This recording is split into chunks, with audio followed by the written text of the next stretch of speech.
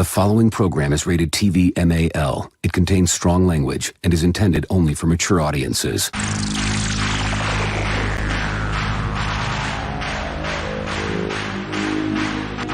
TBS, America's #1 independent television network, presents the following sports exclusive.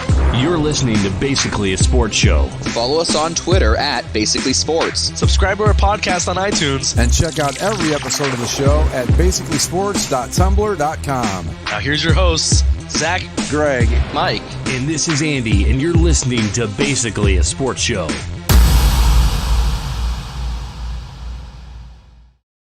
And here we are, all four of us on time and Hey. ready to roll. So there you go. Is it snowing anywhere else, guys? It's snowing a little bit here. I know it's not in California, but it is in Hawaii. I mean, it was 59 degrees in my car the other day. Oh man, I'd be out riding my bike in that shit right now. No snow yet. It's chilly today. The wind, the classic Illinois wind, that when you step out of your home or your vehicle, you go, God damn, and you just hate your life. I think it can be found pretty much anywhere in the Midwest, but that wind was out today, which was fine. But no snow. The reason I ask is because as we were talking before the show, or texting before the show, it's getting pretty ugly in Buffalo right now for the big matchup between the Death Star and the Buffalo Bills. I believe what Andy said was that it was going to be a frozen butthole in Buffalo. Go Bills! I got to keep my pick'em streak alive. Jesus Christ! Who did the stupid 49ers lose to yesterday? I'm like, God, I can't get one of these right this year. The fucking Seahawks, really? Adrian Peterson and the Seahawks, yeah. Well, to be fair, Greg, your game was the Ravens and the Steelers, and you picked the Ravens. Oh, well, I guess the 49ers screwed me a week prior. I can't even keep track anymore. Well, the Ravens should have won that game. They just didn't. Yeah, again, Steelers are one of those weird teams that just and the Ravens are a weird team. There's two weird teams, and the Ravens, what are they? They're like 8-3 or something. They have a good record, and they're going to make the playoffs. But I mean, what a terribly unreliable team. They're probably the worst 8-4 team I've ever seen. I was going to just bring up you saying that yesterday, Mike. I look at them and I go, how are they doing this? I don't understand it because the week before where they beat the not the Browns, or was it the Browns? The game the Browns when Lamar Jackson threw 4 interceptions. Yeah, Lamar Jackson. All right, in a game throws 4 interceptions, and in three in the first quarter, and in the game where he's thrown 4 interceptions, the fucking mooks they have calling the game are going on about how he's revolutionizing the position of quarterback. It's like, maybe wait for a game where he didn't throw 4 INTs before we start breaking that monologue out. And can I just say, too, my Cleveland Browns, 4 interceptions and you lose? Really? Who'd they lose to this week? No, they didn't lose to anybody this week. Oh, that's right. They're on. Thank God. Oh, yeah, that's right. No, they lost to Lamar. Right, yeah. That's free weekend for me. No Browns. I was like, this is kind of nice, actually. Maybe they should. Or Packers. Don't the Browns play the Ravens again on the other side of the next week. Bye. Yep. That is the weirdest schedule quirk I've ever seen. No, I think the weirdest one I've seen was the Cowboys playing 2 Thursdays in a row. So there's a pro wrestling forum that I'm a member of.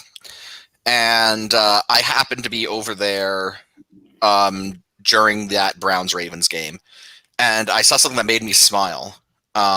Someone on that wrestling forum goes, both of these Browns teams suck. And I was like, that sounded like something you'd only hear on the CCSLC, but here it was out in the wild amongst civilians, and someone else was like, no, I know. It's escaped the lab. It's gone into the general population. I should have asked him, were you in phone when you posted this? Just to see. Have you guys ever had an in phone outside of the? Yes. No. So have I. Have I. It's I've had I'm in phone outside of the boards, and I've had friends of mine who IRL friends who have never visited that forum before, who have sent me Frank Fleming Barstool links, check this guy out. I'm like, you have no idea. We knew him back when he was just a club act before he started like doing stadium tours and all that. Yeah, It's the hipster Tank fans. Yeah, it's like look, Tank's fried chicken hospital act isn't as good as it was back in the day. Now that it's gone mainstream. Yeah, I've got the original racist Twitter rant on cassette. I don't want to go too far down the Tank rabbit hole here, but I really believed him when he said that his Twitter account was hacked when he went on that racist rant. But there's always that little part of me that's like, I don't know. But the thing about it is like that happened before he got famous. So who would just hack some random dude's Twitter? Right? Like, I don't know. Maybe his body was hacked with alcohol or something. When he did that. Well, but my thing was that of all the nutty things he said, and believe me, they're legion on those boards. I mean, my God, if you people that listen to the show that know of Frank Fleming since he became famous with the incident on the New Jersey transit system, you guys have that's the tip of the iceberg. You don't even know. You have no idea. There was the Met suicide watch. Oh God, every year. Yeah. But absolute worst. Yeah, right. I always thought that of all the nutty things he said, politically and otherwise, I thought there's not a racist bone in that guy's body. I don't think. But then, I mean, I've had a Twitter account for a long time now. You guys have had them. Have you ever been hacked? No.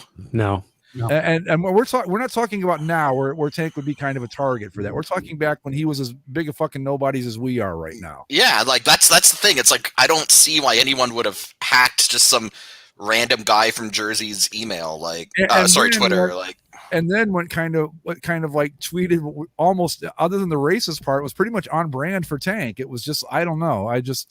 I'll never understand it. I like to give him the benefit of the doubt because in his heart, buried underneath all that other stuff, there's a decent person in there. But there's a new phenomenon that occurs now with people with multiple accounts, and the whole thing is that you have one account for your like job or your like image, and then you have another account for like what you really mean and feel and what you like.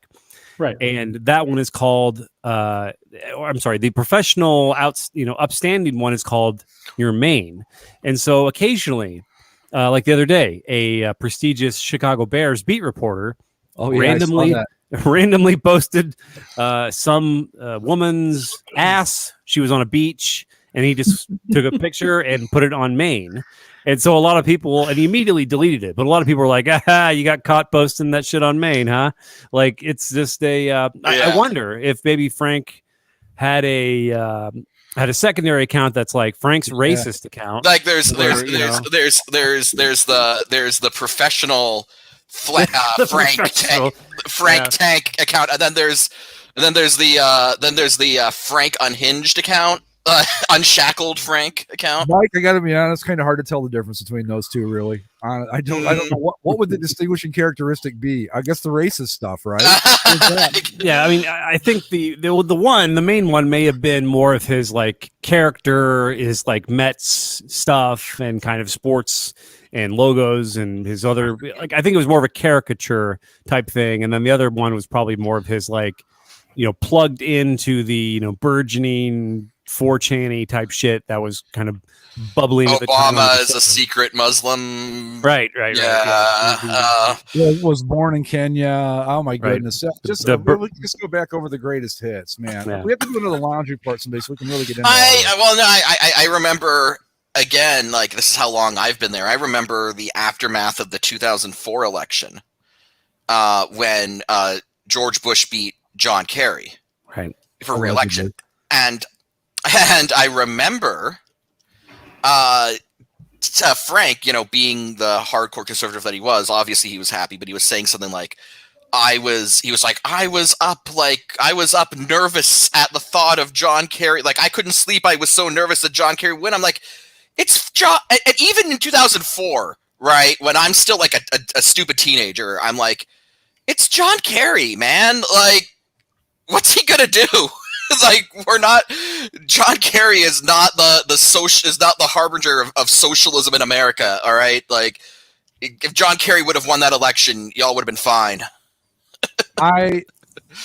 Okay, I'm not an election conspiracy theorist, but you'll never convince me. And I got my elections wrong. I was thinking 2000 with Gore. I'm sorry, but I'll just leave it at that. That was not a legitimate election, and fuck anybody who says otherwise. Period. What, 2000? Yes. Oh, Come on. Yeah, mess that was. I mean, there's whole. Yeah, it was totally fucking stolen. Come on.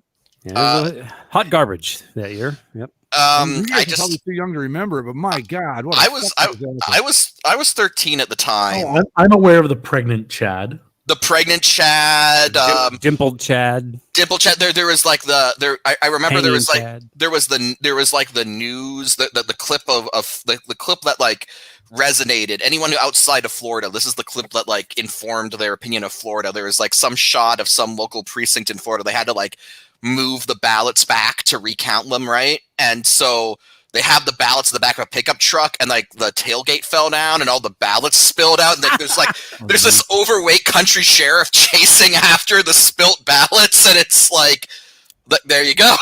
Okay. I mean, it just I don't know. I don't want to go to. We could do a whole episode on just that election. Bass revisits the 2000 election. We really got to go do. We really got to throw like a conspiracy show in here and talk about actual legitimate fucking. I'm down for that. I look, and I know that all I'm doing when I say this is I'm fueling the 2020 election stolen stuff. I don't care. If you want to look at evidence versus evidence, which one of these fucking elections was actually stolen, go back and look at 2000. You'll see what it actually looks like. Sorry. Just gonna say.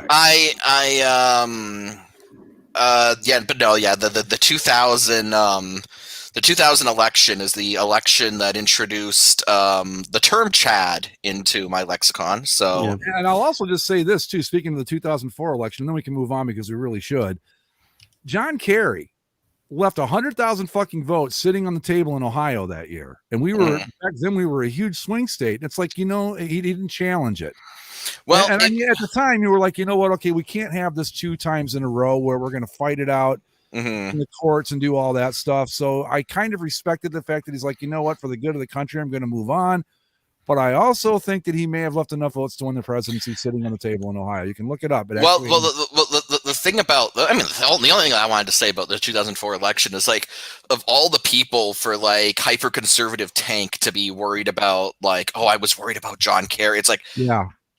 President John Kerry would have been such a nothing footnote in American history. I think why are you getting mad? Wait, that is a nice avatar. Zach with the duck's ornament. I assume it's an ornament. I was trying to find back in the day. The Mighty Ducks, every Christmas they would life was so good under Disney. They sent season ticket holders these Christmas ornaments every year, and this was one of them. But I was trying to find, whenever they had a holiday promotion, they had a logo where it was the Mighty Ducks logo. And instead of the crossed hockey sticks, they changed out the hockey sticks for candy canes and put a Santa hat on the duck logo.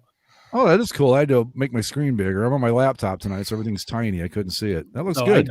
I tried to find that to no avail, but I did find all the old season ticket holder Christmas ornaments, of which we have all of them on a tree at my grandparents' house. And I think this is my favorite one, with him coming through the wreath. There's another one where he's coming where Wild Wing's coming out of a chimney, or he's riding Santa's sleigh. He's riding a reindeer. There's a whole bunch of them. But I did want to say, gentlemen, that I actually have with me right now. I'm actually eating my dinner as we podcast, and it is a bowl of Totino's pizza rolls. Excellent. There you go. And the reason why I decided to do this for this show is this is actually kind of a special show because we've got a lot of I think very special stuff to talk about. Yeah. Do we want to just dive into what the fucking Predators did, or? Yeah, I just want to point out too, Mike. While you're having Tostinos for dinner, Andy and I are both smoking Luckies. So. let's go ahead. We promote the healthy lifestyle here, so basically a sports. Right, exactly. So we're definitely it's a logo / jersey intensive day today, and here we go. The namely we wanted to discuss this piece of shit, but it's actually immaculate timing because, as you may recall, at the end of last week, we kind of discussed putting together a roundtable hall of shame or something. I can't remember what I called it, but like a collection of the inaugural class of the worst alternate uniforms in the Big Four.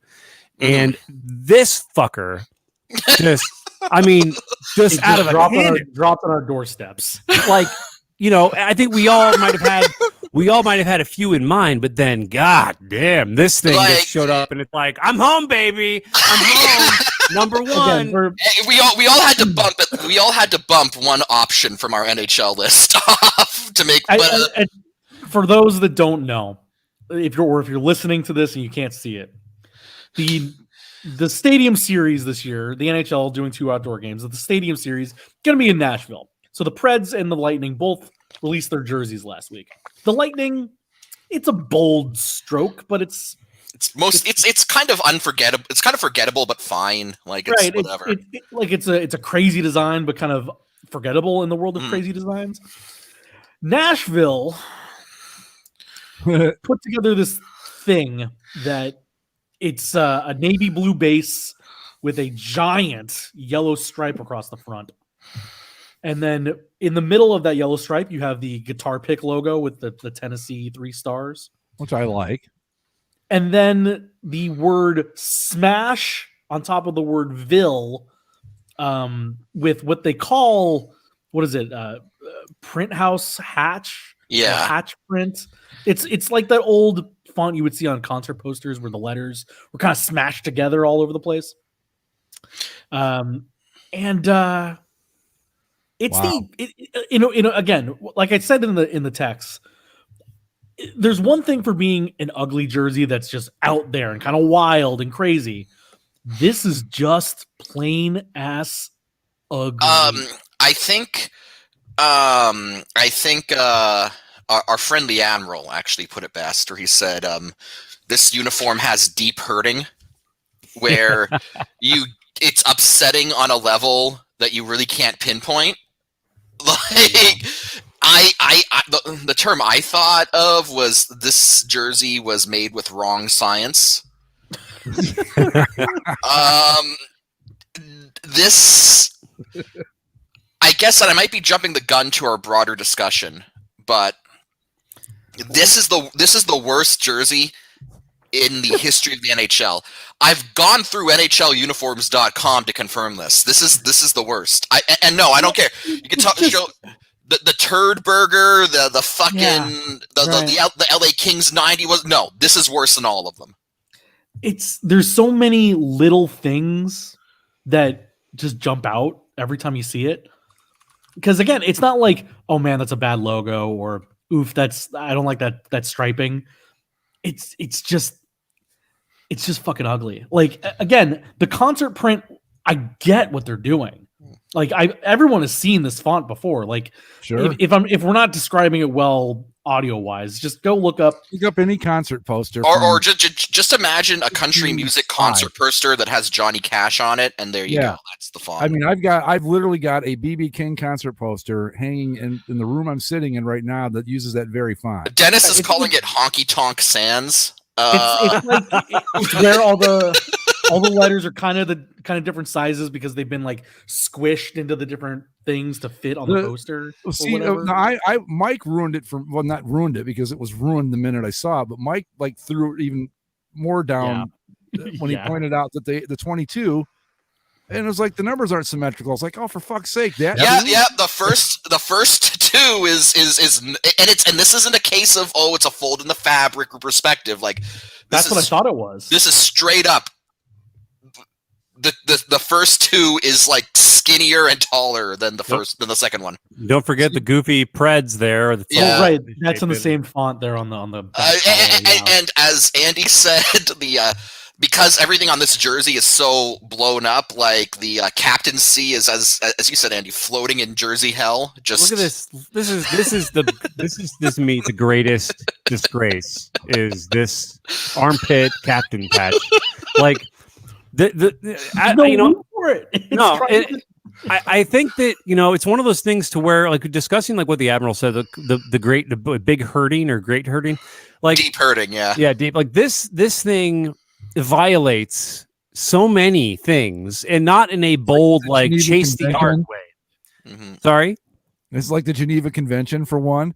It's kind right. It's like seeing that a soldier that was mutilated by an illegal artillery or something, to where like it's like whoa, what happened here? These are coming out. These are too big. Oh, these letters are all wrong. Why is this logo in the middle of it? Wait, you have a logo within a logo that's on top of a word mark, and then what the hell's going on with the captain's patch? Why is it here?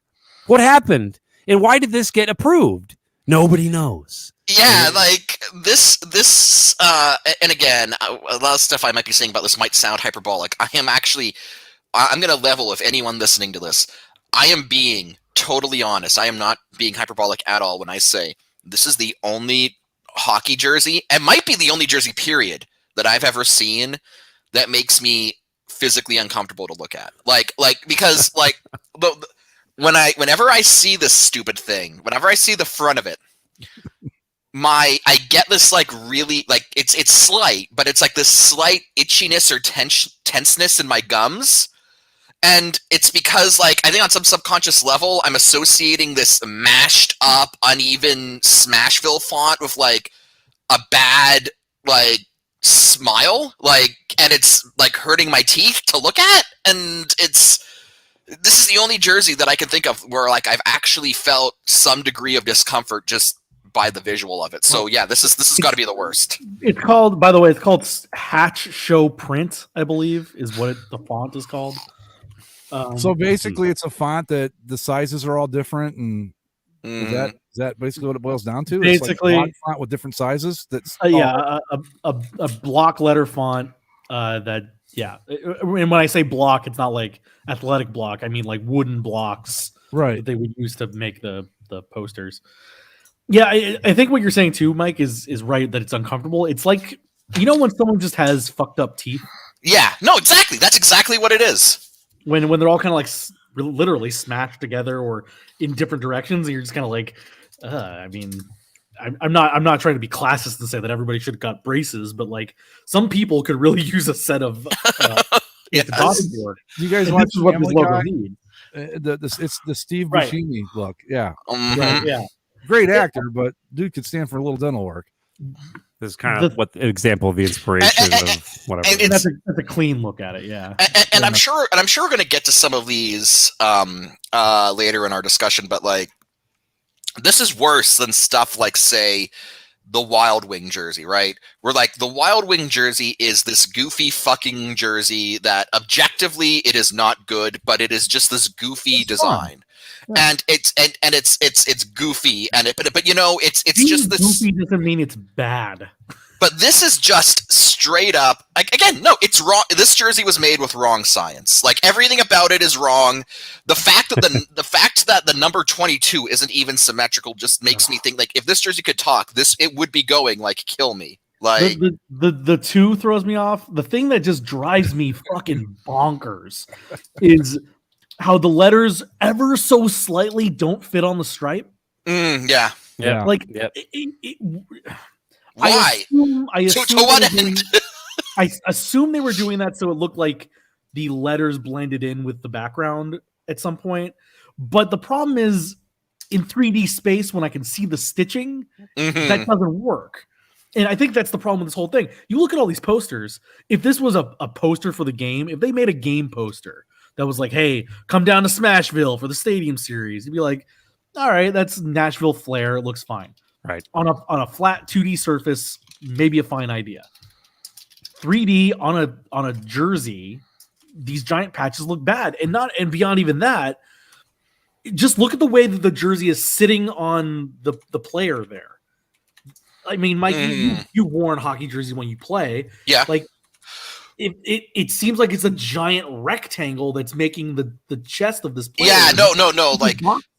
Like this jersey makes me think. It makes me think that this jersey would be very uncomfortable to wear, just because think about taking a shot in that jersey and like moving your arms across your chest. Yeah, no, it looks uncomfortable to wear, and which is weird because so much It's about going to look even worse on a person, like a regular fan. it's going to look worse on a fan.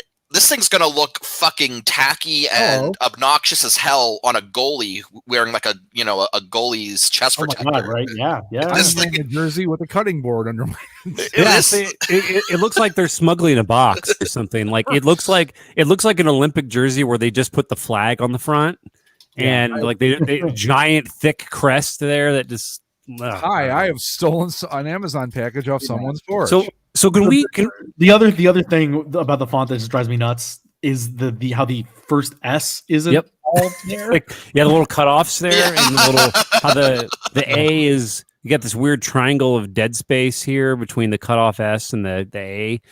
Yeah, it's just garbage. This whole thing is two questions on this for you guys. First one, the most important one: would it have been better had they gone this route, but instead of trying to do the tack lettering, if they had gone screen print, where they could maybe make it a little more that was one that was something actually that was thrown on the boards, and the Adidas people got very self-defensive about it. Well, I don't give a fuck about them. Would it look better? It would look slightly better, but it'd still be trash. Yeah, I agree with that. Second question: when these things go on sale on clearance for like $12, are you going to buy one? I am. No, hell no. No, I don't want it. I don't want this in my house. I feel like I'll never be able to like I don't know. It feels like it would make my skin crawl if I knew it was in my closet. I have to think. I mean, I haven't like polled all the Nashville fan base, but think about it this way: when social media indicates it's not popular, right? Yeah. Well, when the Ducks put out the Wild Wing jersey again, or when the Coyotes put out the Peyote jersey again, fans looked at that and longingly like, "Oh, that's ugly," but it's our old school ugly, like nostalgia. Sure. I don't know. This ain't it. I don't think this has the same charm to it that those things do. Well, no, because those things obviously pulled from a nostalgic atmosphere for the team itself. So if like the Predators wanted to do that, they kind of already recently did with the Robo Panther or the Robo. Like if the Predators really wanted to do something like it's like, oh, we're gonna bring back an old stupid uniform of ours, like go with the 2001 mustard alternate with the 3D chromed tiger. Well, the other thing now that I'm looking at it again, the stripe on the chest doesn't even go all the way around the chest. No, it doesn't. Doesn't even line up the sleeve stripes, actually. No, I know. That's what I was just saying. Why would it at this point? It's like, I assume that they went with this design too because it's similar in base construction at the very least to what they wore for the Winter Classic in Dallas. Mm-hmm. Where it was the white jersey with the yellow jersey with the white. Yeah. This one? Okay. Yeah, that one. That's what I assumed that they were. That was their starting point, where they thought these were really popular. Let's take that base and do something with it. And here's the thing with that: everyone looked at these, and despite them maybe not liking them all the way, you see that the saber-tooth tiger logo. Bam! That guy.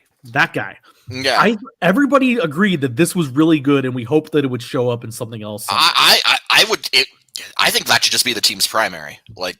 Just go with it. And yet, instead, we went with this fever dream. It's ugly. It's just ugly as sin. Well, and I think that's the thing that's the most unforgivable part about this. It's not a bold thing. It's not wild. It's not crazy. It's not goofy. It's just fucking ugly. It is. Yeah. So can we? When I first saw it, I said you can do ugly or you can do stupid, but you can't do both. And they've done both here. It's ugly and it's stupid, and that's unacceptable. So I assume we can agree. One. No, it's the only reason anyone should buy one is so that somebody else can't buy them, just to like take them out of the market and destroy them. So can we agree that this would be in the like if we're doing top 3 for each of the big four? Oh, absolutely. I had to bump the Bruins Winnie the Pooh jerseys off to make room for this one. Okay. See, so I automatically disqualified this one. Like, it's just as pointless. It kind of kills the whole thing. Because right away, our number one pick in the NHL, we all know what it's going to be. So I just said I'm not even going to use it. Here's another question to make. I know we didn't really like talk about this beforehand, but because this is a one-off event jersey and not a full season alternate, does this count? I'm counting. I mean, look, I had that thought too when I was compiling my lists. I ultimately decided it did count when I got to the NBA, and the rules are so fucking insane over there that it's just like, look, if it's worn for a game, it counts. And because at the very least, we will never see these things ever again. Oh, I don't know. I think that we initially have to. I mean, because again, think of this as like the Hall of Fame, to where like as the class gets more, like this year, the 2021 class of just garbage here. This is the inaugural class, but as the years go on, if we find that it's bloated, we can always prune later on and be like, well, we're going to disqualify this run for these reasons and replace them. But I feel like we have to, for now, as the inaugural class into this Hall of Filth, that these should be qualified. Absolutely, I think we got to get with alternates that are even one-offs and stuff like that. Christmas uniforms, things like that. I think we have to have those in play. I think that we should that this thing should be the standard bearer, and that we should name the Hall of Shame after it. I mean, it can't. I mean, it was released right as we were putting this thing together, so it's the Smashville Hall of disgrace. Sure, all stupid jerseys. This is in for sure. This would be like debating Babe Ruth. It's like, nope, it's in. That's it. This is a Babe Ruth of shitty jerseys. Okay, so I'm curious to get, because we obviously Wayne Gretzky of shitty jerseys. Yeah, this thing's like that bad. We're all looking for numbers. So I'm curious what else was on your NHL list. Let's look at the hockey ones out of the way. Oh, okay. What are your nominees? What one's stud? The thing that's so funny is there are so many choices for the NHL. Yeah.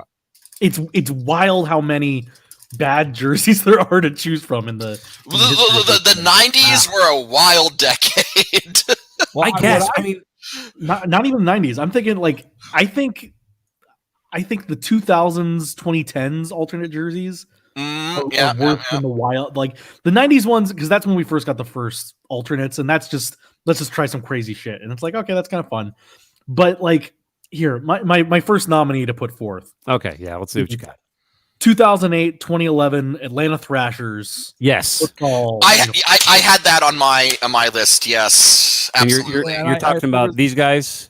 I purposely left it off mine because I knew you guys would all take it. Can we find the picture of Chris Chelios wearing that? Because that's the picture of these things that would have to go into the hall. Like true, like alternate universe. Yeah. Oh my god. I think we all agree that's a unanimous vote, right? That's in. Mm-hmm. Sure. Yeah. This. Yeah. Look at that. Look at that. One of the greatest hockey players of all time, and at that point he was 708 years old. Yeah. I gotta be honest, man. That thing makes some of those, like the ones in the Russians leagues with all the ads on them. I mean, that thing looks like they look understated by comparison. It's just the logos on the shoulders, the word mark, the numbers, the side panels, the goddamn socks. Look at those socks. Piping everywhere. The collar's all fucking messy. This jersey might have been the reason that they moved to Winnipeg. Like the NHL brass was like, look, this is perfect. If they move, we'll rid our league of this stupid jersey. Yeah. How long until we get the Jets and Blue Bombers inspired alternate that throws back to this? Oh God. Okay, so I mean, this is in there. So now there's no doubt this has to be in the first class. It has to be 1,000%. Yes. So no, I am of the opinion that there is one other alternate that deserves to go into this class. Top three. Okay. Interesting. It is. I don't know if you'll agree. I really do think there's a lot, but hit us. I think I'm trying to find a point of order here. Are we going to just induct everybody that makes it, or are we going to have? No, we all have to agree on the top three. Okay. So I'm trying to find Now we're going to throw Smashville. Smashville's its own thing, right? It's like the Pantheon. Like we don't even have to worry about that. We know that that's always going to be number one. So, like, does this become our first entry now, or no? I would say that's not. This should just be the 3, including Nashville. So we have to agree on. All right. So my nomination is this piece of shit, the Black Islanders. Okay. I'm gonna debate it. Okay. I'm gonna debate it, and here's why. All right. I kind of like it. I'm going to debate it because I think there are far worse out there. So I'm going to vote no on this. There's something about this uniform where it's like, is this what the Islanders should always wear? No, not at all. But like, I kind of like it as a product of its time, alternate look. I don't know. This is my guilty pleasure. It's okay.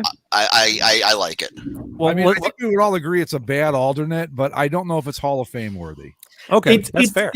It may be in the second class. Yeah, it's not first. It's not first ballot. It's not first ballot. In 10 years, the Veterans Committee votes it in one of those deals. You know, sure. Yeah, it's in the Hall of really bad, but not the Hall of what somebody call it on here, Hall of Lame, which is you know. It needs to be far more harsh than this lame. So, what are your nominees? Let me give some other nominees here for number 3. Here, the next one I have, I think, is a special entry. Buffalo Sabres, 2013 to 2015. The yellow on the front, blue on the back. Oh, jersey. the turd burgers. I forgot all about those. I did too. But what year was that? 2003. 2013 to 2015. Yeah, those ones were yellow on the front, they were blue on the back, and they had the captain's patches on the shoulders. Oh my god, these are fucking terrible. Oh yeah. And when you find it, you need a the front and you need a picture with the back because there are 2 different jerseys depending on which way you look at them. I forgot all about those. That's a fine call. Yeah, this is good stuff. Yeah. Oh, yeah, and again, this doesn't even capture the stupid captain's patches on the shoulders, which were just awful. Yeah. These are bad. These are bad. I wouldn't be opposed to bringing these in, but I do have some other ones for consideration. Trust me, Mike, there's plenty. Let's. Okay. Let's put up that one's up there. Okay. This is just like how it happens when they vote for the Pro Football Hall of Fame. And this is the Veterans Committee. Yeah. Okay, so I need another nomination. This one's very strong, though. This one's damn strong. Like, yeah, no, this sickens is bad. So one of the other ones that I had on my list, 2021 to present, Dallas Stars neon green. I have that one on my list too. Mm-hmm. Yeah. That's good. That's good. It's go ahead. Is it more awful than the turd burger? I don't know. No. Hell no. I think that these are the Tom Clancy, whatever.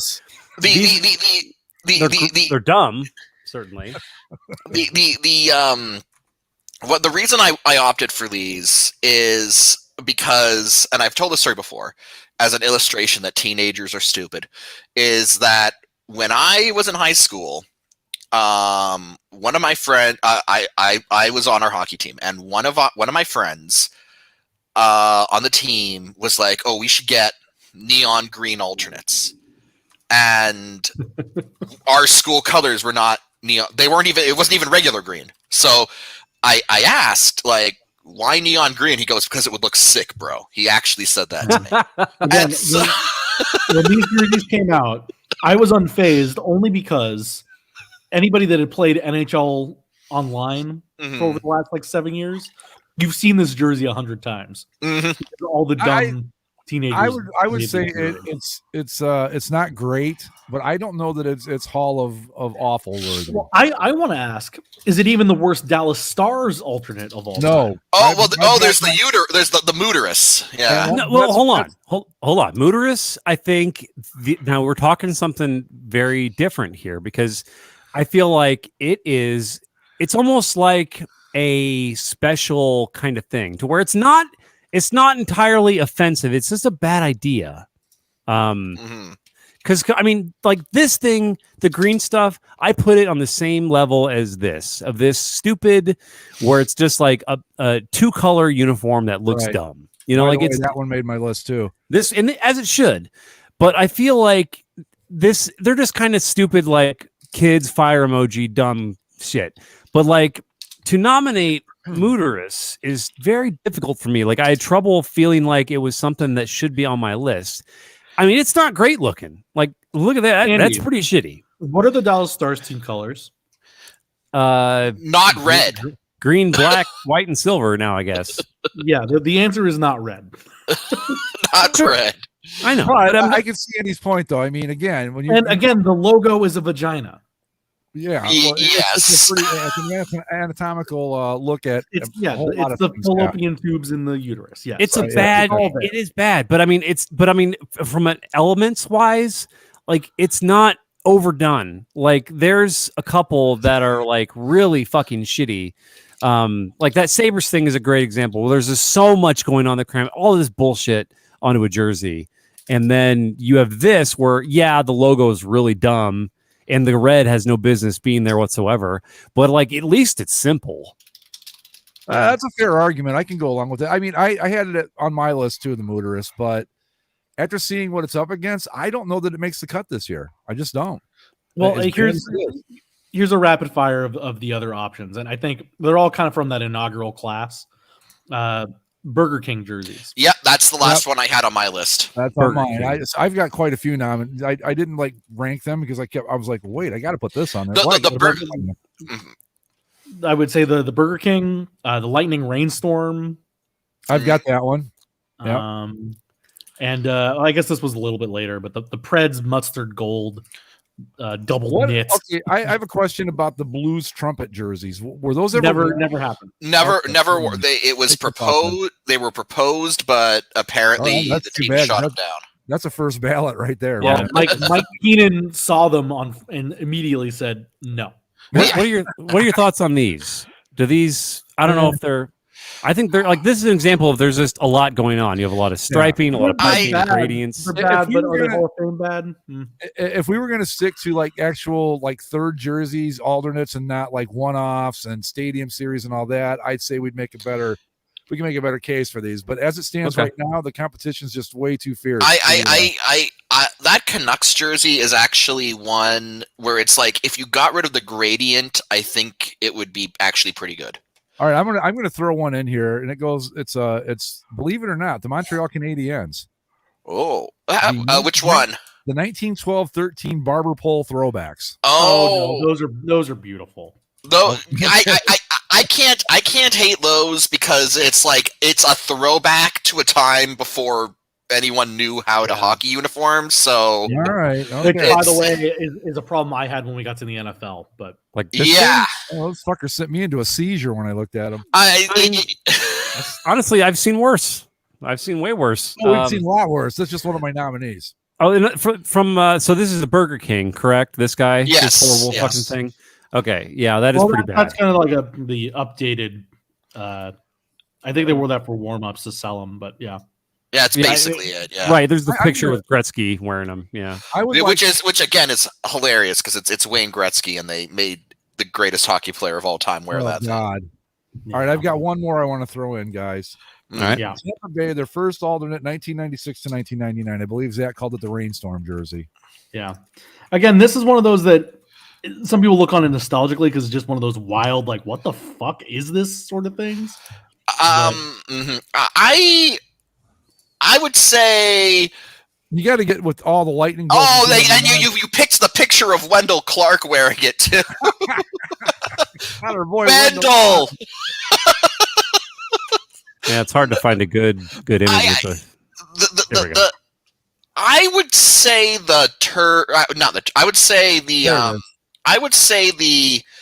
the Burger King one is the worst 90s one, just I would because agree with that. Yeah, it's got this as goofy and bad as the Storm Lightning jersey is. It at least has like a basic layout where it's like, okay, it's got the shoulder yoke and it's got something resembling sleeve and waist striping, and, but it's sort of a hem stripe with the waves. Yeah, but you can look at it, and you know who it is right away. Where at the Kings, if you weren't a hockey fan, you'd be like, "What the fuck?" Well, I mean, but can you say that these Buffalo Sabres abominations are better than either of these? No. I would. No. I would concede. I would concede the Turd Burger. This I honestly had forgotten about him too, because I think going into this, I figured, okay, we got Smashville. We were definitely going to get the Thrashers ones, and then one of the '90s jerseys was surely going to be in there. I had forgotten these Buffalo jerseys existed until I was looking it up again, and when I saw it, it immediately hit like, oh no, these can't ever exist again. So. Mm-hmm. I think we've reached a consensus on these. I think they're going to go in, guys. What year was this from again? 2013. 2013. Okay. Let me see if I have any others on. How about the Oiler RoboSperm? That's not going to beat out that. No, that's a good one. I think that's kind of like it's goofy, but in kind of like a fun way. Like, do you remember when they in the chat? Gary brought up the Black Roadkill Coyote jersey, which is bad, but it's bad. It's boringly bad. The Black Roadkill Coyotes jersey to me almost kind of seems like a generic jersey you would have just seen if they couldn't get the rights to use the Arizona Coyotes. And we're talking about this one in the middle here. It's not very good at all. It's just kind of boring. It actually looks better in that graphic than it does in real life. Yeah. So it looks like we have our first three then for the inaugural class here. Yeah. And are they bad? Yeah, Nashville with two of the three. Or I'm sorry, they just have number one, the 2021 Smashville Classic, Winter Classic, 2001 Chelios, the picture on next to his tombstone. They have this Thrashers disgrace, and the Superman Cape Buffalo Sabres from 2013. We'll put together one of those little like cheap. Who's that place that does the free websites? We'll throw together like our little Hall of Fame so people can come look at it. Yeah, I'm writing them down. There really are some bad ones. Oh man, I've got. Well, I mean, just and again, not even in the same league with the three we've put in here, but the Senators 08 to 11. I mean, they're not like they're just fucking stupid. I mean, the ones that says Sens on the front, that one's bad.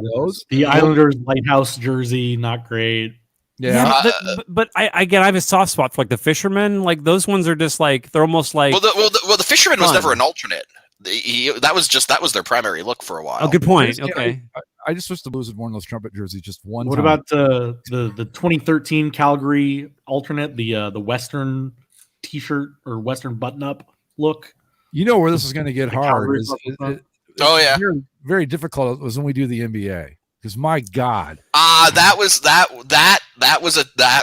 a trudge. But I would just like to be able to. I just want to make the first nomination for that. If you guys, okay, so let's go to the NBA. Let's go ahead. All right, my first nomination for the whatever we're calling this has to be, and boys, you'll remember this. I'm sure you already know which one I'm going to bring up. Maybe you don't. Let me find my list here. For the NBA, it's got to be right. The Oklahoma City Thunder and their Oklahoma City bombing. Yes, right. I had that on my list. I don't know. Like in terms of what they are, they shouldn't exist. Right. But in terms of like, is it ugly? I think that again, this is kind of like the Hall of Fame, though. You got to kind of go, well, is it just the home runs or is it the body of work? And I think the body of work here. I think body of work, it's a fine nomination, but I think we're going to find a whole treasure trove. The NBA. The NBA. I mean, guys, come on now. You know, like, that was the first jersey I thought of. The Mavericks trash bags are up there. I mean, if we want to just go ahead and go this year, Miami's serial killer uniform. Oh, the serial killer ransom letters. Yeah. The my Wizards list, with the gold jerseys and black shorts. The Wizard. That was the first one on my list. Actually, was I forgot about those. the Washington Wizards 2006 to 2009 gold top black shorts. Gilbert Arenas era. The Wizards, yeah. The other ones that I had on my list, I have Golden State Warriors 2012-2013 sleeves. Well, hold on. The sleeve. If we're gonna talk sleeve jerseys, there is no worse sleeve jersey than this piece of shit. This is the worst. You mean? I think you mean NBA champion caliber jersey.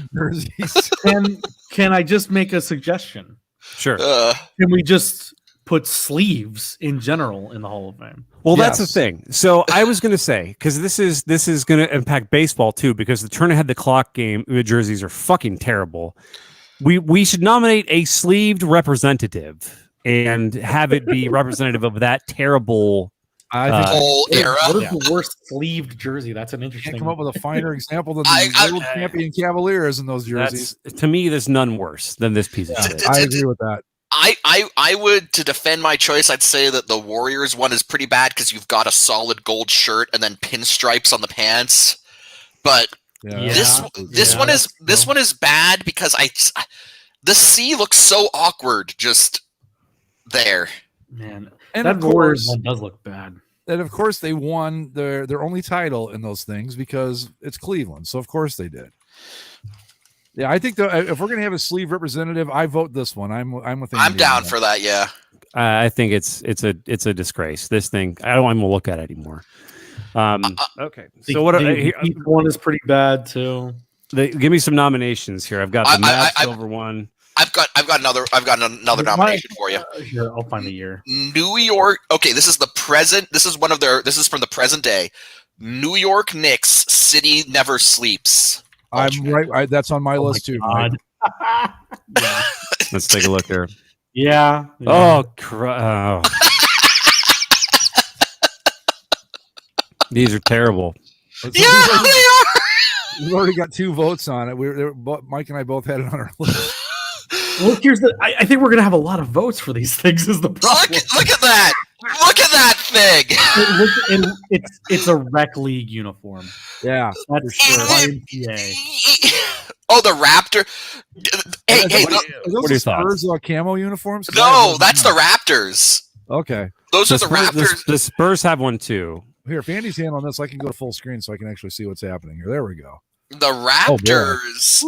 That is actually an accurate representation of the CPAT Canadian Armed Forces. The Spurs ones I saw were black and silver. Andy, can you pull up the Sacramento Kings 94-95 alternate? Oh, is this the 3/4 black? Yes. Oh my God, these are terrible. Yeah, hold on. Let me get a good picture here. Because there's so much going on in these ones. They wore these? Do we need to put together like a separate wing for just the NBA? I mean, no. We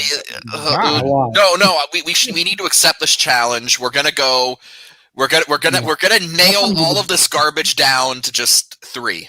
So again, to recap on this, it's 3/4 purple, 1/4 black, right? But and you have the checkerboard going down the sides. But it's vertical. The color change is vertical. Yeah, I remember those. Yeah. Boy, that's tough to beat right there, guys. That's on. I'm putting that on the list. That thing is dog shit. That thing is an abomination for sure. I do have. Oh wait, I do have another one for your consideration. Okay. So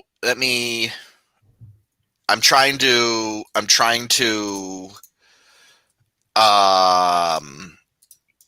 pull up while you're doing that, I'll explain that even though the Oklahoma City bombing jersey didn't make it, we are going to have a special exhibit for it. Okay, here we go.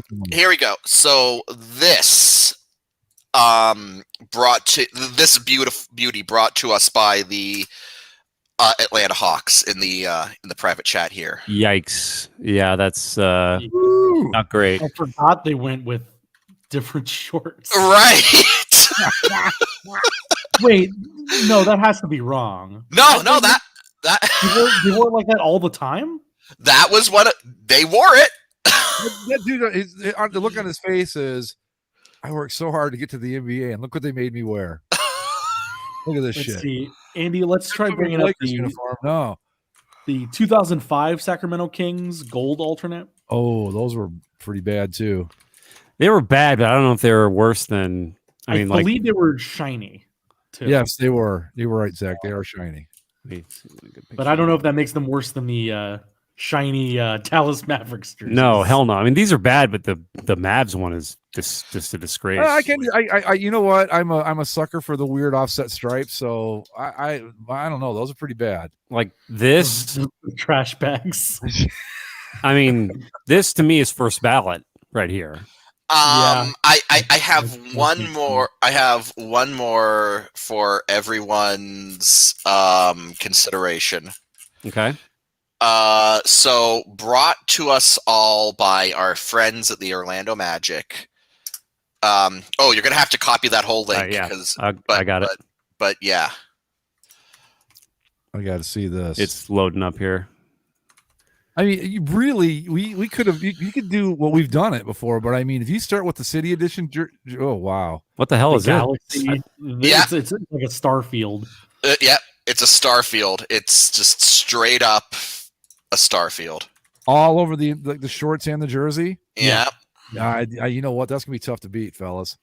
That's pretty rough. Stupid, right? And then the last one, just to get a picture of it, so we can compare. Where the year ago, the 2006 Washington Wizards alternate. Yeah. Oh, the Gilbert Arenas. The golden black.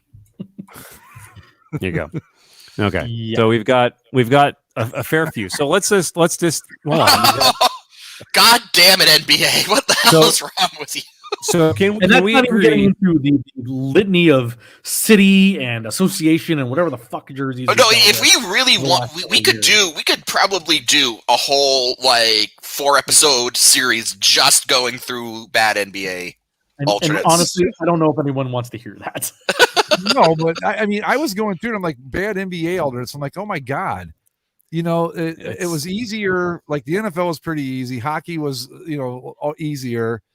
Baseball was pretty easy. And then I got to the NBA. I'm like, well, I could just pick 3 out of any year from the City Edition, and I'm going to be good to go. So let's come to it. So are we in agreement that this or the wherever the Cavs one went? Anyway, the sleeved black LeBron Cavs jersey. Yes, that will be our representative of the sleeved era. The sleeves, yes. Okay. Yes. So the 1994 Kings first ballot. Well, let's leave that for a second. The trash bag Mavericks. Okay. Is that has to be right? The trash bag Mavericks, so bad they only wore it once, and this picture really doesn't do it justice. Go back and find footage of that game, and the jerseys, the uniforms at first glance actually look brown because they're reflecting the wood from the court. Yeah, let me see if I can find a video of it here. Yeah, they're atrocious. There's no doubt. I can't find anyone handy, but I mean, there's some pretty awful. I think these are worse than the Kings. Yeah, I think they're far worse actually. I mean, it's is that them? Yeah, look at that. Look at those. That's got to be on. We've got to give that serious consideration. Yeah, no, that's got to go. I think. Yeah, I think it has to be. Yeah, so that was 2003 or 2004 or something like that. Yeah. Let's call it 2004. And then it's stiff competition here for this third spot. So let's eliminate a couple. Let's eliminate a couple. So I would say I would vote to eliminate. I feel like this one's. It's not great, but it's not horrible. It's not the worst thing I've ever seen. Yeah. I mean, the jersey actually with some gold pants that might not look half bad. Or if they did that jersey with black instead, it could be okay. Yeah. So we can eliminate that. Right. Its badness is in its two-toned ability. Yeah. Right. Okay. So honestly, I think it's between the Knicks and the checkerboard Kings. Yeah, I think we can get rid of that Kings one. We can get rid of that Magic one. Not great, but interesting. Yeah, I think it. Yeah, I mean, it could have been worse, I guess. But are those like the Neil deGrasse Tyson alternates that they were doing that year, or what? Yeah. I think we got to really focus on these two. These two are pretty fucking bad. It's the YMCA or so my pitch for the City That Never Sleeps uniforms is the gradient in the circular text. That's some rough shit. And maybe we should consider this too. How far away is it from a really good uniform? Like the Knicks have a pretty solid look when they just go with their basics. I mean, the Kings I don't remember what the Kings look like these days, but maybe we consider that too. Like this is way off brand for the New York Knickerbockers. Yeah, I think the Kings are pretty okay these days. I think the Knicks, I think they are among the NBA teams that I think they get a little bit more leeway to be weird. Just for like what is it called? The streetwear or whatever. Like I feel like their colors and stuff like are very big in that market. So they get a little more weird. I feel like from just a which one would I rather wear standpoint, I would rather wear this. Just because I feel like a lot of people wouldn't look twice at it because they'd be like, oh, he's just wearing like a workout tank top or something. You know, it's a sort of a whatever looking thing. If somebody saw me wearing this, they probably think I was blind and I didn't know how to dress myself. or you were like a court jester or something. Yeah. Right. There's so many bad things mashed into this mess that I feel like it has to be this. We should go with the Kings. I think so. I think that plus this one's got a longer history. So it was longer. The Knicks could still fuck up even worse. So maybe we hold off on them. Okay. Well, let's move on. Let's find. So we're going to baseball or football now? Whichever. Yeah, I'm good with whichever. Okay, let's just go baseball. ahead. I've got a good nominee for right at the top in baseball. Okay, hit me with your first nomination.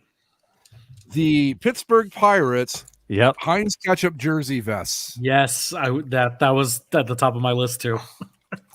Those are pretty bad. Yep. And then I've got one that's off the grid a little bit, but we'll go with these. Oh, look at oh Jesus. Fuck me. Those Pirates vests are the red ones are.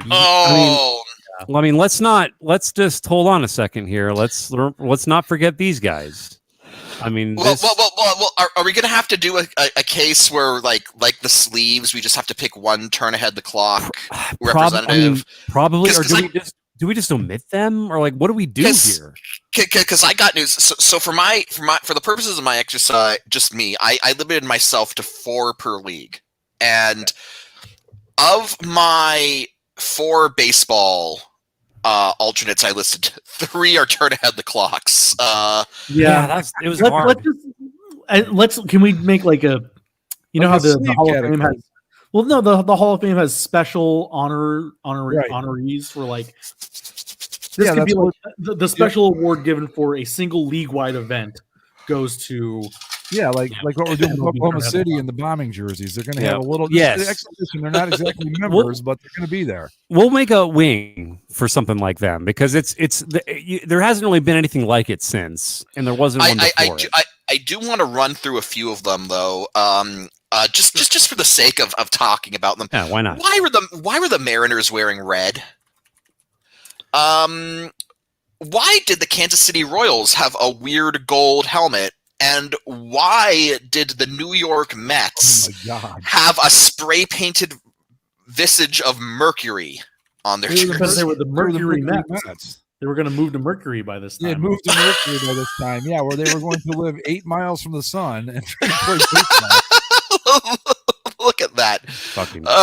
Hey, let's not forget, in the immortal words of Lights Out, the Diamondbacks had the best MLB uniform of all time. Yeah, Lights Out thinks that the Diamondbacks turn ahead the clock uniform is the greatest baseball uniform ever conceived, and that's all you need to know about Lights Out. I'm The also one I nominated for this, if you want to take a look, is is the Twins turn ahead the clock. It's hard to find a damn picture of that. Now, I will say this. I do want to touch on this just because I think it would be unfair not to. And it pains me to say this because I hate this team. The St. Louis Cardinals had pretty good turn ahead the clock uniforms. Did they? Yeah, they did this thing where they made the birds on the baseball bat robots, so they're like robot cardinals. Okay. And I don't know, like, I can't if find a you're picture of going it. if you're going to commit to such a stupid concept, I thought it was fun. The poor guy in the Twins jersey here. Same thing. He's like, man, I worked that hard to get to the major leagues. Here, okay, so here, this is not a game picture, but it is a picture. It's like a graphic. Let me. Yeah, see, I can't find one of the Cardinals, so feel free to link me. Okay, yeah, whenever you okay. So, let's see. Okay, so here can. again, not a game picture, but I think. Oh fuck! Why did that happen? Fuck. All right. I can't computer today. Okay, here you go. There's the link. I think that is a clever execution of the concept. I mean, compared to the other ones, it's fine, right. I guess. Well, okay. So I need to rethink let me look at my other. Okay. Another thing. So I want your thoughts on this. We had a very weird thing that occurred in the last couple of years with Players Weekend, and I felt like these in particular were a team like Angels. Right. Yeah. This went all black because we're the players. We want to wear black. Right. No, it was that particular Players Weekend was every uniform was all black playing against another uniform that was all white. Right. And so it was for the players' equipment and personalities to show through against a neutral backdrop. I remember this. I remember this specifically because it was a rare time we were going to actually see a Yankees-Dodgers regular season game, right. And they both rolled out wearing this stupid bullshit when they have two of the most iconic looks in baseball. The Players Weekend shit is pretty rough. If I might propose, the only non-turn head the clock uniform on my list, Boston Red Sox UCLA City jerseys. You know what's great about that, Mike? I had them listed exactly the same way you did. UCLA City edition jerseys. Yeah. One, of course, we talked about this when they released. It's the Boston Red Sox wearing like canary yellow and powder blue. What the fuck? Additionally, it was additionally, I put it on there because it's one of the rare times that someone outside of our uniform nerd sphere popped up. I randomly got a text from my dad asking me, why are the Red Sox wearing yellow? And so yeah, that would be my non-turn ahead the clock contribution to this discussion. The UCLA Boston Red Sox. I have one. Is that the worst of that thing so far?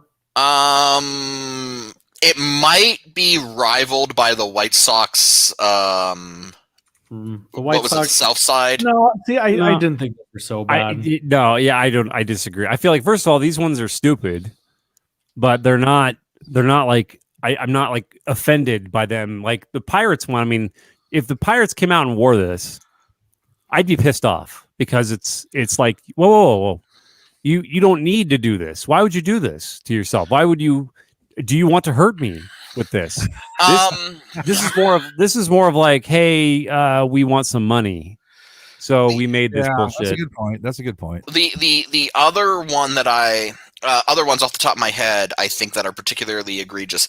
Everyone always points to the Mets for the black for black's sake stuff. I would actually recommend the Black Royals alternate if you really want to see a bad. Oh, that's a good call.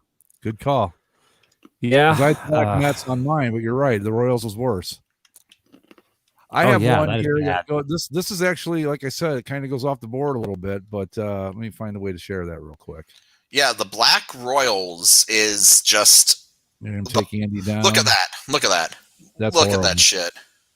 What is it? Is it horrible? Like red vest horrible? I mean, it's pretty bad because to me, it's another great classic case of black for black's sake. Like the team that is. Didn't the A's do this too? Didn't they have a black alternate for a while? They did, didn't they? I don't think they did actually. I'm pretty sure they did for a little bit. The A's. They did. It is hideous. Yeah. Did they? Yeah. Yeah. There you go. I mean, that's not a great picture here. Let me this. Oh, okay. Like, they wore green sleeves, but they had black uniforms, and I must have blocked that entirely out of my mind. I'm going to remove yours, Andy. I've got another nominee here, and this one's, like I said, a little bit off the reservation here with this one, but guys, yeah, go for it. I have the one that's solving our problem. Okay. I don't know how we forgot about these. Yeah, I had trouble with baseball, so I definitely am looking forward. I've got one for you guys. Here, courtesy of the Arizona Diamondbacks. Yeah, is it the 2016? It's the one that I got it's the black with the red gradient on it. This one here. Let me see how that turned out. What the fuck is that? This is the is it not? It's not showing the big picture of it, is it? Maybe I shared the wrong. I shared the wrong tab. Hold on a minute. I'll show you here in a second as soon as I figure this out. You use what I sent, Andy. Okay. Yeah, these are fucking bad. I'll go ahead and. Do I need to share again? Oh, there you go. You got it. Yeah, those are hideous. I don't. These are I don't know when they were in Brooklyn when they wore these, but they had these blue satin uniforms. Yeah. Which are, you got to call them alternates because they wore gray and white most of the time. I don't know, did they wear these at night games? I don't even know the history behind them, but I know they're awful. I mean, I would want to know the history if it was, for night away games is what they were for. I'd say that's a nominee because that thing is disgusting. And what about the White Sox shorts uniforms? Those weren't alternates, though. Those were regular. Oh, those were not all. Okay. Yeah. They didn't last very long, but they were regular uniforms for a couple days. Go ahead and toggle back to my screen real quick, Greg. Zach nominated the 2016 Arizona Diamondbacks. They're weird. I'll see if I can find a better picture. Those things are not good. They kind of they did sort of like this weird correction type thing where they were like, hey, we're going back to being like, these are our colors. We're getting away from the brick and like the weird era of that. But now they went to this, there's a bigger picture. So you can see they went with this one here where it had like the gradients on the shoulder for a few of them. Yeah.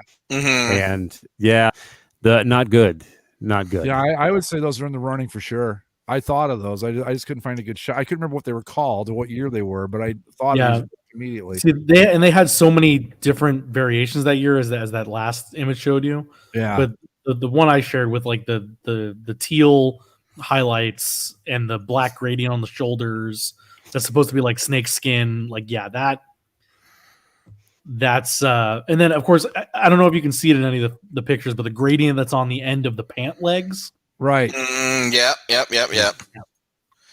I can't find it. But those were questionable decisions at best. Do I have any other ones that are worthy? Go ahead this if you got some. This one's from Dennis in the comments. I had forgotten about these myself. 1997 Anaheim Angels, where they were supposed to look like sleeve jerseys. sleeve or vests, but they were just jerseys. Oh yeah. These were alternates. These were alternates that year. I'm assuming he's talking about these, where it was like a fake vest. Ooh, yeah, those are bad. The periwinkle sleeves are not doing them any favors. Yeah. So let's hold on. Like, so basically, what do we agree is number one? Let's just find a number one. Has to be in it. I would say if we're gonna go number one, Pirates ketchup and mustard. Ketchup jersey, yeah. Okay. For sure. What year was that from? Do you? Let me see if I wrote it down. 2000s. It was in the 2000s. Early 2000s, yeah. I don't remember exact 2008. Okay. 2008. Okay. So that's number one. So we can go ahead and agree that's going to be first. Okay. Number two. We have some decisions to make here. Let's go ahead and start with City Edition. Are they going in, or are they going to go? Into that special I think you're right. Those are just money grabs. They aren't that. You got to be more committed to it than just a money grab. Yeah. See, that's the thing it was interesting in looking at all the baseball uniforms, because really up until the 90s, there were no alternates, right? Like the A's, but that was about it. You know? There were certainly bad uniforms, but they were like full season. So like, because some of these things, they're like, oh, a bad alternate was like when the Pirates did the throwbacks to the 70s, or the Orioles wore all orange. It's like, well, that was just what that team wore. It was a throwback in the 2000s, yeah, but that's just what they wore in the 70s. I think that there were like 3 teams maybe in the 70s and early 80s that had alternates, and that was the A's. The Astros, I believe, went with the Tequila Sunrises. They also had a white home jersey with just the tequila thing on the stripes on the sleeves, and then the gray roads. So they had 3, and I think the Indians had white, gray, and then they had a blue pullover like alternate jersey that they wore as well, and that's maybe a red one too. I don't remember. But that's about it from back then. Everybody else was pretty much what you saw. I would say that the Royals, that's like, I think, the epitome of black for black's sake, because I mean, say what you will, the Mets black for black's sake uniforms are bad, but you get the sense that there was maybe some creative vision behind it. Maybe it didn't come out as well as people thought it might, but there was something there. Whereas this Kansas City Royals black jersey, like, to me, the reason why I really dislike this uniform is it represents like the complete bottoming out of the Royals brand. Like, it didn't help that they were god awful while they wore these, but on top of that, it's like they've just traded in everything, and now they're just this generic ass baseball team with stupid black jerseys, and it's just bad. So yeah, I would go for the I'd vote for the Kansas City Royals. Anyone else? I feel like I personally think these A's ones are way grosser than the Kansas City ones. They're almost equal to the same idea. So basically, I think we should choose which one is worse, because they're both representative of the same. Let me throw this into the mix. Let me throw that. I want to say, and I could be wrong about this, but I could sort of remember Kansas City actually adding black to their color scheme for that during that period, like as a secondary color. Yeah, no, they had a version of their logo where they replaced the gold crown of black. Like, yeah, there was like a whole thing. Did the A's add black to theirs, or is this just a straight up black for black jersey? The A's at least went all the way and made a black hat. That's true, they did. Yeah, well, they didn't go all the way, because they're wearing green sleeves and there's some green elements, but you can't tell they're green that well because let's call it a tie. So dark. Both then. Fuck them. Here, I'm pulling up the Royals logos. Co-MVPs like Keith Hernandez and Willie Stargell in 1979. Well, let's go ahead and have. I'll just let the Royals kind of be the mascot for this. Yeah, black for black's sake. The Royals made an alternate logo that was a roundel, and the roundel itself was black. Right. Yeah. Okay, so let's go ahead and put them in there. We'll have them be the black for black's sake representative, the wayward Jersey children of the early 2000s, where people were just putting black all over every fucking uniform. black and navy, I guess, was the colors of the day. They wanted jerseys that would look good with khakis from the Gap. So number 3, where are we going? Number 3. I feel like we got some tough competition here between. I'm good. I would go with the satin Dodgers. Part of me says because it's just awful, but then I think about it and I think that uniforms weren't like they are now back then. So which makes it, I don't know, either a worse decision or just a decision made out of necessity. Well, I don't know. Yeah, that's the thing, is that these were made not for marketing purposes. This was made because for practicality's sake, for the sake of the lighting and trying something new. Whereas like this one was clearly like just Nike marketing trash. Yeah. And overly designed. Yeah. And this one was sort of like a lot of input from Disney trying to make a sports uniform. I would say I would go Diamondbacks. I would go Diamondbacks. I'm with you. Yep. I'd vote for Diamondbacks. Yep. I think as a collective unit, that might be the worst MLB uniform set of all time. Yeah. Mhm. I would think a baseball uniform. Yeah, that's pretty rough. That's a lot. All right, so let me go ahead and finish that. D-backs. Okay, so moving on, we have the final thing, the NFL. I'm curious to see what your guys. Did we pick a representative for the turn ahead the clock? Or or are we just gonna put? We're putting it in as an entire experiment. Yeah, it's gonna be the whole thing in because it's gonna be tough to pick the worst one. Yeah, it's gonna be like a wing. It's gonna be its own wing. I think the same thing that goes for some of these city and all the NBA trash. We'll have to kind of find a different lane for them to go into. I have a sneaky suspicion that our number 1 on the NFL has got to be the same, right? I never know. So my one question for the NFL that we kind of addressed elsewhere: how do we treat throwbacks? To me, throwbacks are not really on the same level because, like, I know where you're going with it, Zach. A lot of those early 20th century.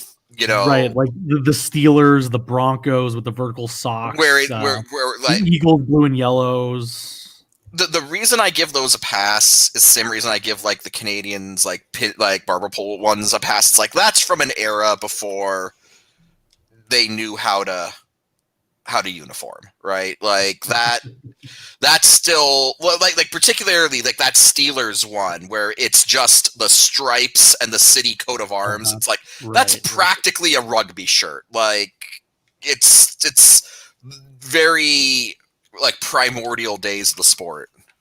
Well, let me throw this one out because I'm pretty sure we'll all agree on it. The Falcons gradient.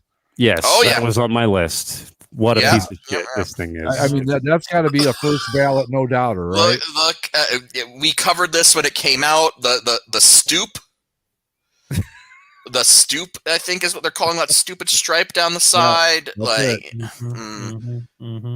Yeah, that's got to be it. I'm fine voting this thing in right now. Like, I think that's a no-brainer. That's the Jim Brown of the NFL bad uniforms there. Keeping up with the gradient theme, I had Jacksonville Jaguars 2013-2017 gold color rush. Oh, that have the helmet? I called them the mustard bottle, but yeah, I'm right there with you, Mike. But does that include is that the gradient helmet days? Yes, those are the gradient helmet days. Yeah. Yep. I mean that uniform needs to be represented somehow. Yes. Look at this thing. Look at that. Look at it. That's for sure, right? Well, what are your So a couple other ones that were on my list. The Patriots silver alternate, I felt like was pretty bad. That was on mine too, actually. Well, let's go back for a second. Should Color Rush, like Turn Ahead the Clock, get its own wing? No, because they wore these multiple times. Like it's kind of like Winter Classic, to where they wore like a lot of teams still wear their Winter Classics at home games, independent of the actual game itself. So I mean, I consider it at that point an alternate. Yeah, Turn Ahead the Clock was only like they only wore those for those promotional games, but Color Rush Winter Classic, like it may have started out as a promotion, but like they became part of regular rotation pretty quickly. We saw a lot of teams wear their Color Rushes outside of Thursday night once that started.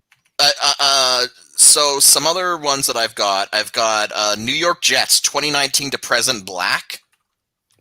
Yeah, I that's a good nominee. This one is particularly egregious because I remember when the New York Jets released this uniform set, and the whole set's fucking awful, but we're limiting ourselves to alternates. And I remember when this set was released, the Jets had the temerity to sell Joe Namath black alternate jerseys on their website. Like, Fuck you. Like, Right? fuck you. It's who so the stupid. fuck bought those? Like I want to know who would Lots buy of one fans. of those. Lots of fans. If it's black, people buy the shit out of it. It doesn't matter how bad it looks. They love this hideous, just garish uniform shit. Look at that. Look at it. Fuck this jersey. I I hate wanna the throw fucking the- Jets. Man. I want to throw the Lions gray alternates on there too. Ryan Gray alts. I agree that those are pretty rough. I mean, we brought it up last week when I was watching the game. Hey now. Yesterday, right? Hey now.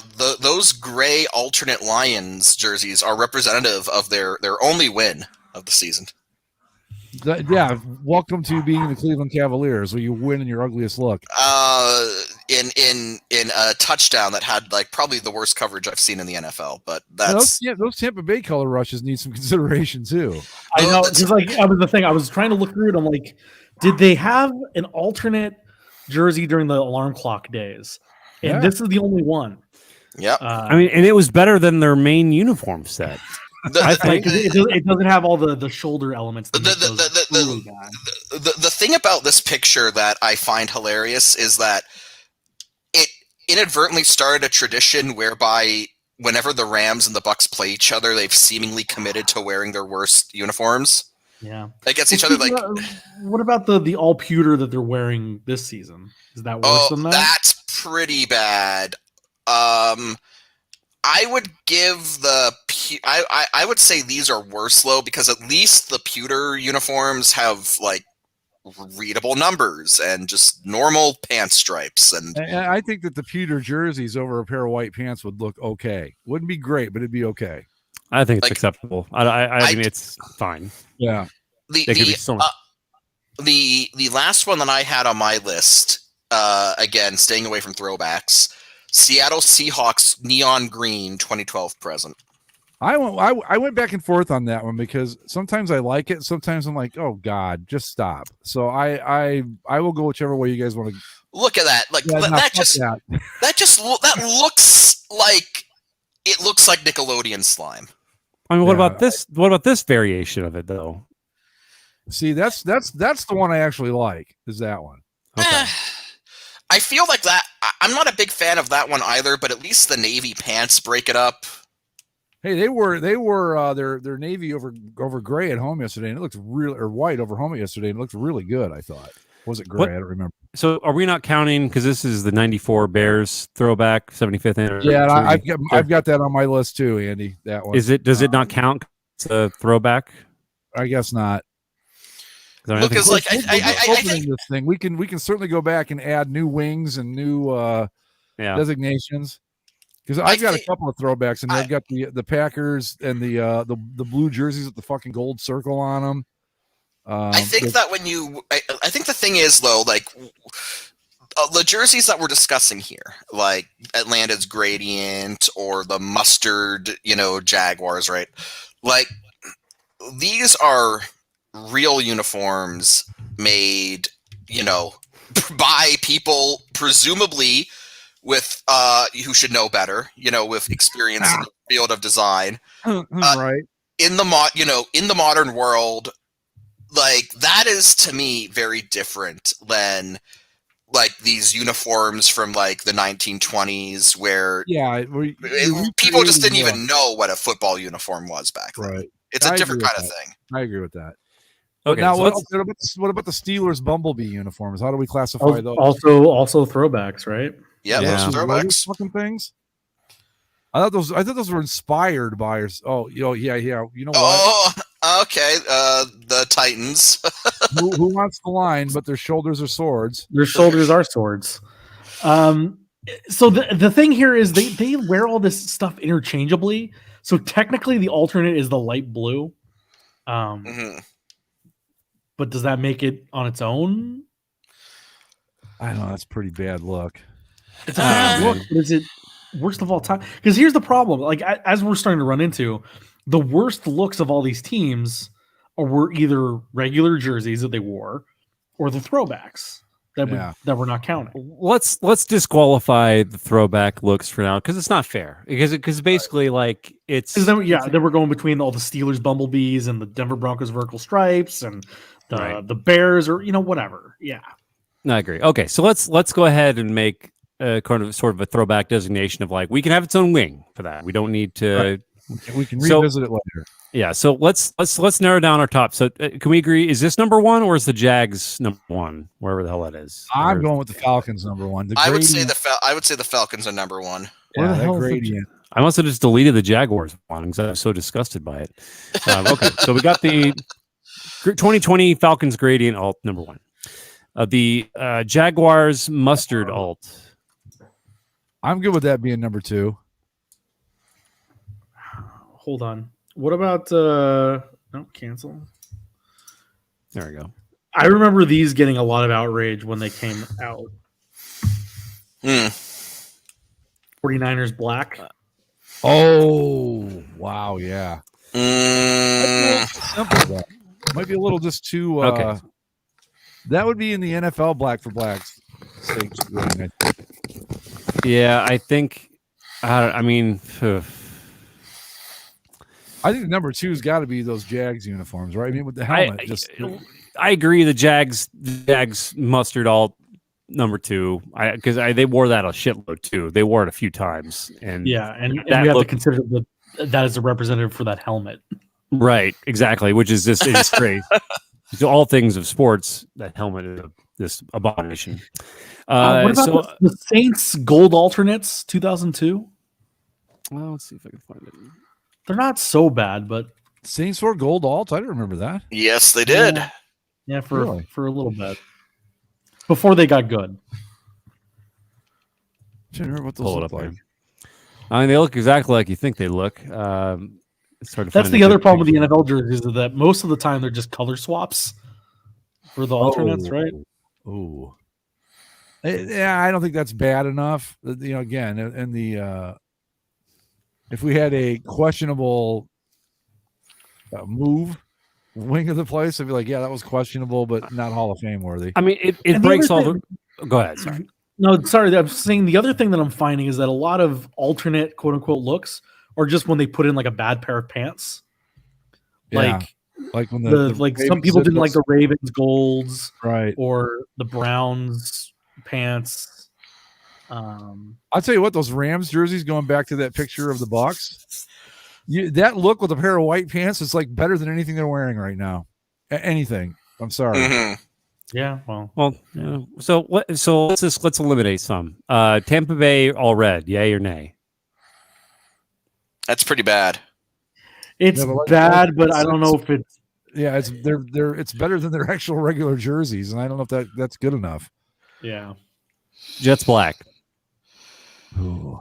That's I'll be honest. I think Jets black is absolute dog shit.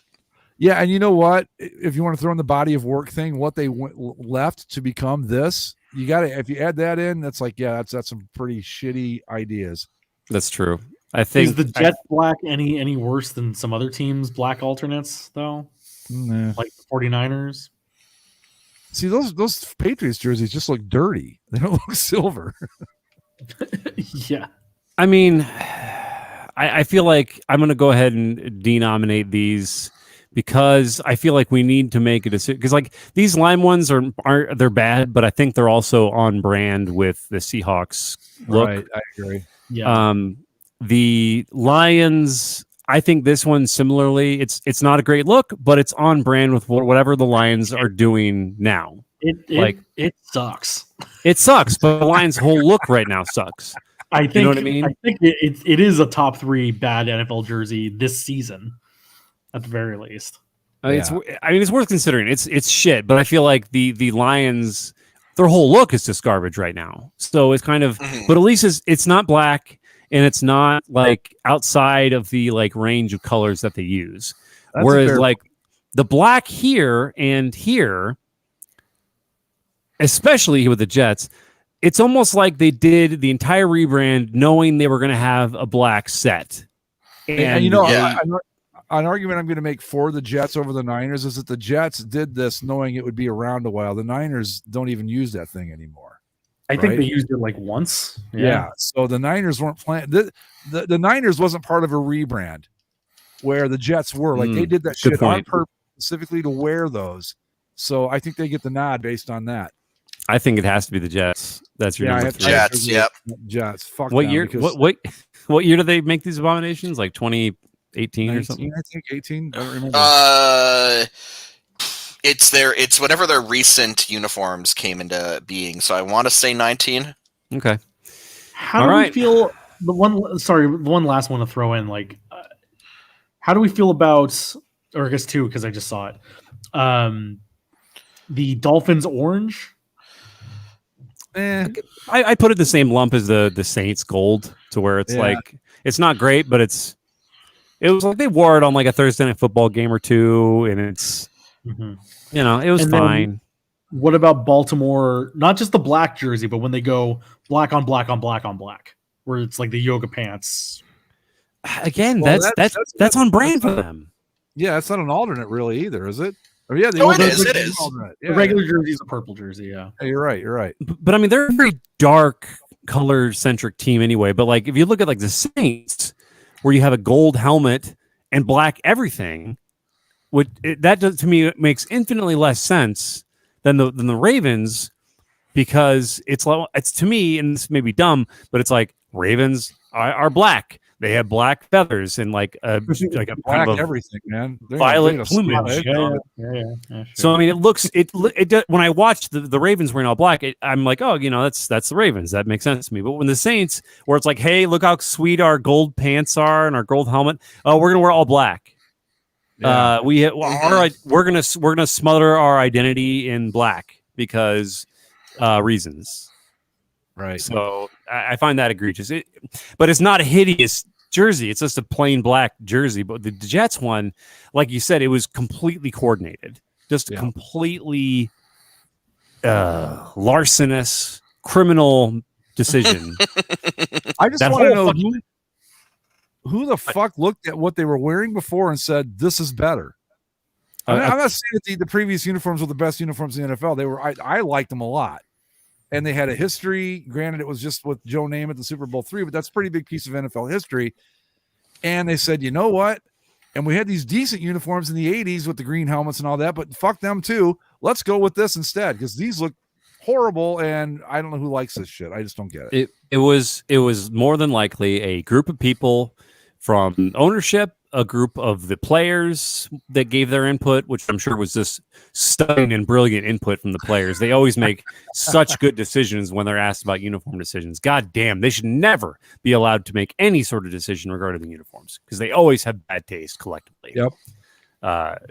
Anyway, yeah, terrible shit. So we will. That is. The first class has been inaugurated. Look at that. The inaugural class. Yeah. So we have the 2017 black Cavs sleeve uniforms, the 04 Mavs silver alts, the 1994 3/4 purple Kings unis for the NBA, Major League Baseball, the red vest for the Pirates, the black for Black's sake Royals alternate, and the scales alternate for the Diamondbacks. The NFL, we have the 2020 Falcons gradient, the Jaguars mustard alternate, and the Jets black for Black's sake. And the NHL, the Buffalo Sabres cape, the Thrashers red, and of course, the Smashville Winter Classic uniform. We had a couple on there that were like it's like knockout no brainers. Smashville and Atlanta. Well, speaking of NHL jerseys, did we even get a chance to talk about the New Jersey's New Jersey? Well, see, here's the thing. Here's the thing about that. Yeah, we talked about that last week. Okay. Here's the thing about that. That. The one of the Twitter responses I saw to the Smashville uniforms is, "We all owe the New Jersey Devils an apology." Right? Yeah. By comparison, that jersey looks like a classic. It's like, wow, that's sharp, man, compared to Smashville. Mhm. That's how bad Smashville is. It's just unbelievable. I don't know how I say it every single time this happens. I'm like, how did this get past enough people to get approved and actually find its way to market like this? I don't get it. That's the thing that is really crazy when you consider, like, and again, I guess if you go back and you give them the absolute benefit of the doubt that there was they had a vision, right? The concert poster look, right? But at a certain point in the process, someone should have had the wherewithal to go like, hey, it's not coming together, we need to change directions. Do you think they just get in the room and they're so locked in on the concept that they just hype each other into a frenzy? Go, no, this is fucking working, man. I think there's a lot to that. Yes. Okay, because I just don't understand it. I think that you need to have some sort of, I don't know, a committee, a quality control group that says, yeah, I see what you're going for here. Even after they explain it, you go, all right, I get that. This isn't getting it. You got to go back to the drawing board. It should never get to the point where they're sewing shit together on something like that, I think. Yeah. It's just it amazes me every time it happens. I don't know how they do it, but here we are. Yeah, I'm looking forward to not looking at shitty jerseys for a little while. Well, we will, like I said, I will, Andy, if you send me all the stuff and some pictures, we can work together and we will put together an actual, I don't know, we'll figure out what to call it and all that, but we'll put it up so people can see. Can we have when people log onto the site, can it have like a little recorder sound like? Oh, I'm sure. We'll figure something out. So LMU inquires about the O'Grady stuff. We got to hear that story because we kind of teased it last week. And didn't get I know. We were going to talk about it when we were going to like kind of roll it into the USFL, new USFL stuff. Oh, we forgot about the USFL. God damn it! All right, so should we table that for next week too? The USFL stuff. I mean, yeah, we can bash O'Grady without doing the USFL. That's well, okay. So how about this? How about this? We will come back to the USFL stuff like as a collective looking over the league in a week. But for the purposes of Tom O'Grady, basically what happened is that the USFL released all their logos for their 8 teams in their upcoming season that they're gonna do, and one of the teams is going to be the Michigan Panthers, and the logo for the Michigan Panthers is here we go. Here's a link for the Michigan Panthers logo. It's an updated of their old logo. That's all it is. It's got a kind of a skewed rectangle, and you've got the Michigan Panthers text, and then you got the Panther in it. It's whatever. Well, anyway, Tom O'Grady. I'm trying to find the logo he was specifically all hot and bothered about. Was the Charlotte Bobcats? Well, it was a specific Charlotte Bobcats one. Basically, I believe the Charlotte Bobcats were the last team that Tom O'Grady did uniform work for. Yeah, we all saw that worked out. And I'm trying to find it. It's an anniversary logo specifically. Really? The mothership only has one anniversary logo. Yeah, but basically the Bobcats did a special event logo. It was either an inaugural season or an anniversary logo, and it was it was the inaugural season. Okay, I found it. So if I can open engine tab. Okay, here we go. Here is the logo that Tom O'Grady says the Michigan Panthers ripped off. Okay, let me pull it up here. This guy is is he fucking right?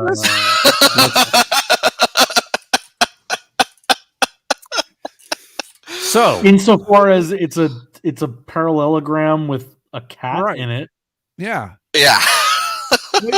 And my thing too, and you don't have to look it up, Andy, but anybody that's listening, and Dennis already knows this, but if you go back and look at the old Panthers logo, it's not, I mean, yeah, this is an updated version of it, but it is not that different from the original logo. And for Tom O'Grady to come along and say a logo I created, we do the math here, 21 years later, somehow was the inspiration for an updated Michigan Panthers logo. It's just the fucking height of just clueless arrogance. You know, and this guy, going all the way back to the logo cast, and just to give you an idea of what he was like, when we brought him on, we're talking before the show, and the guy goes, "This is going to be great. I'm going to be really good on this show." And it was said without a hint of irony or a hint of self-awareness.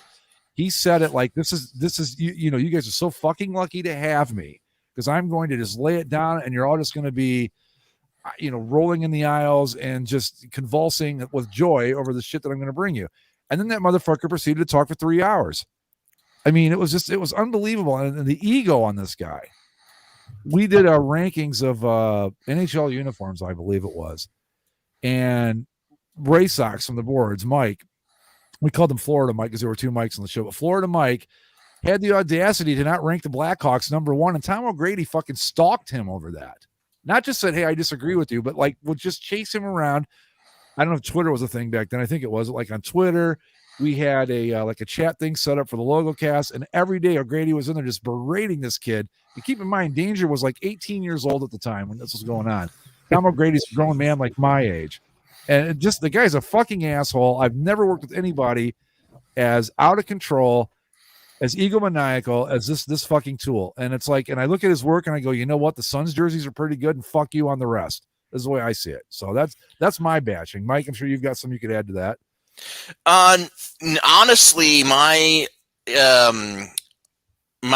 interactions of Tom O'Grady have not been, I really haven't had that many direct interactions with him. The Tom O'Grady story that I have is, I don't even know if it's still around, but there was an attempt to do an American Football League in India. Yeah. And I think they lasted a few seasons. I don't know if they're still around or not, but Tom O'Grady designed all of the logos for this league. And this came up as a topic of discussion on the CCSLC. And he was posting it, and basically like, it's like, "Oh no, this is my work. This is great. Here's what went into each one." And I just gave my honest opinion on them. And the thing about it was, I didn't even say they were all bad. I thought some were okay. I thought some needed some work. I thought, you know, it was a mixed bag, but I gave my honest opinion on them. And again, I'm just some random guy on a message board, and he took my kind of just my opinions very poorly, because I did not say they're the greatest things ever. Yeah. And it was, and he's just a bitch. He's just a bitch who, you know, his heyday, from what I can tell, was in the 90s. He was behind a lot of the NBA redesign in the 90s. You know, a lot of that really goofy shit that really hasn't aged well, but there's kind of like a cult following for it. I will agree with you, Greg. To his credit, I do think those Suns uniforms are really, really cool. But everything else he did is just sort of like, this is the equivalent of like some 80s band, like Dexy's Midnight Runners. You guys remember them? They did that song "Come On Eileen." I'm sure you've seen it or heard it. Yeah, I know the song. Yeah, it's a one hit. It's okay. So they did this one song that was pretty good, and they're still around today going, you know what? Fuck you guys. No one's ever written a song better than that. That's what he reminds me of. And he would come into the LogoCast chat room. I forget how he had it set up. I think it was on a blog or something somewhere. And he would say, "What do you guys think of this?" And we would say, "Well, this is what we think." "Well, you're not qualified to say that." It's like, why the fuck did you ask me that? You know, and he would go round and round about like, you three idiots are not qualified to make your opinions known on anything when it comes to uniforms or logo design or any of that. And I would say, I would always go to my old standby. I'm like, "Do you criticize TV shows?" "Yeah." I'm like, "Well, guess what? You don't fucking make them like I do, so you don't get to criticize those either." He was just such a monumental asshole.